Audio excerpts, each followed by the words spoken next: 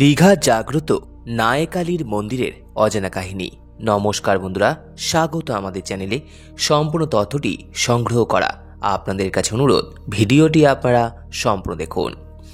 উত্তরের পাহাড়ে যেমন রয়েছে মেটুলি কালী, সেবকেশ্বরী কালী, তেমন বঙ্গোপসাগরের তীরে বিরাজ করেন নায়কালী। নায়কালী অর্থাৎ নৌকোর ওপর মা কালী অধিষ্ঠান।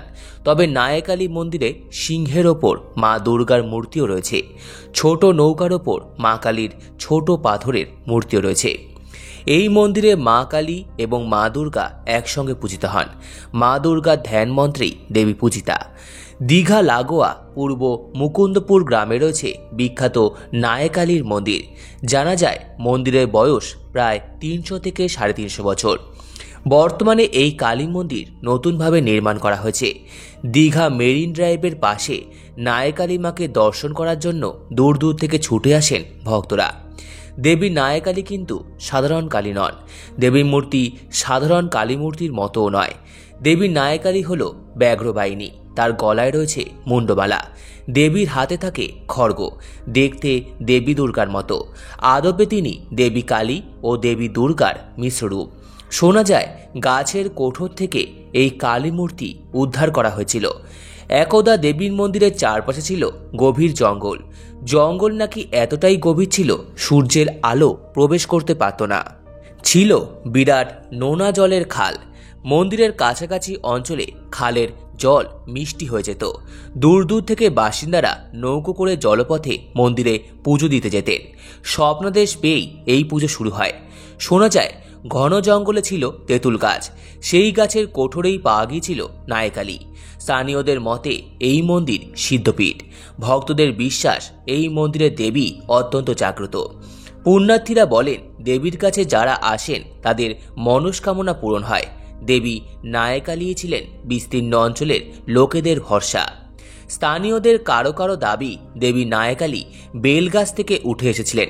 আর একটি জনশ্রুতি রয়েছে, বহুকাল আগে মাছ ধরতে যাওয়ার পথে শঙ্করপুর মোহনায় প্রবল ঝড়ের মুখে পড়ে মৎস্যজীবীদের নৌকা।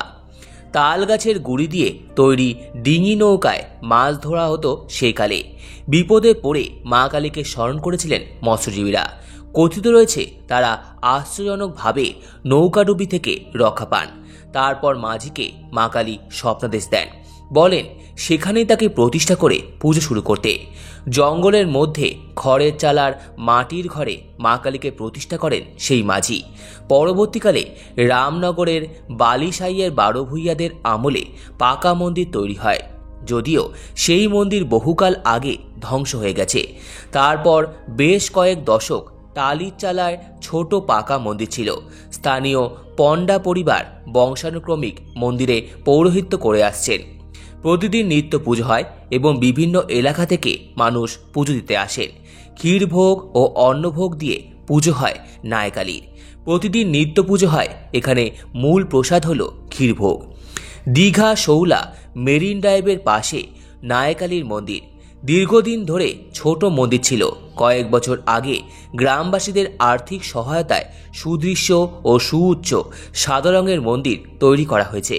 যারা স্বপ্নাদেশ পেয়ে পুজো শুরু করেছিলেন আজও তাদের হাতেই পূজিত হচ্ছেন মা। ভক্তরা বংশ পরম্পরায় দেবীকে ভোগ দিচ্ছেন। তারা দেবীর জন্য ভোগ তৈরি করে নিয়ে আসেন।